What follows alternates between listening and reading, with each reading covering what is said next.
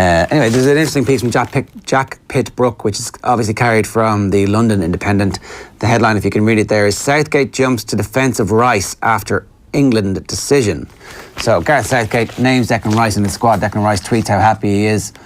So it's on the back page as well of the London Independent at St George's Park. Now, is Kev Kilban mentioned in the piece? He is, yeah. So this piece is lifted unedited from the Independent News Service. Gareth Southgate has hit back at the easy criticism Declan Rice has faced. The decision to switch led to Rice facing some fierce criticism, especially from former Ireland internationals such as Kevin Kilban. Yesterday on the show, we brought you Kevin Kilban versus Nathan Murphy. Today, we're bringing you Kevin Kilban versus Gareth Southgate. Who's it going to be tomorrow? Donald Trump, Barack Obama. The beef is real. The beef is real. Here we go. I saw a really good article that Eni Aluko wrote on dual nationality as well. For me, it was easy. I could only play for England. So there was no question in my mind. For lots of people that commented on Rice, that was the same. There were others who have commented despite the fact that they didn't play for the country of their birth.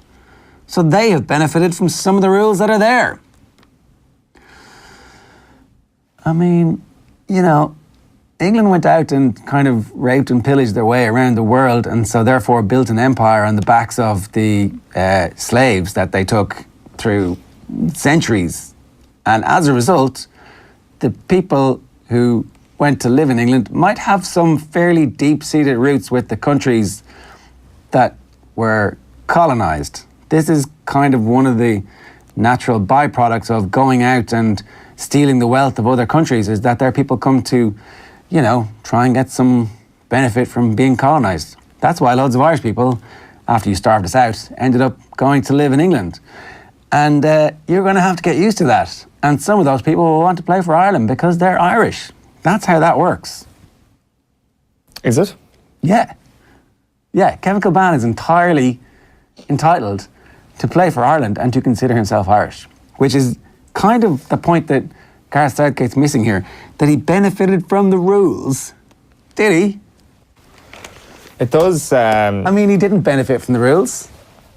Like, it kind of suggests to me when you kind of bring up rules that there was some sort of deliberate act on the part of a player like Kevin Kilban to actually go and make himself Irish, if that makes any sense. As in, he took it upon himself to declare for Ireland because he wasn't going to be involved with England. When you kind of bring up rules, that's kind of what it suggests to me, when clearly it couldn't be further from the case.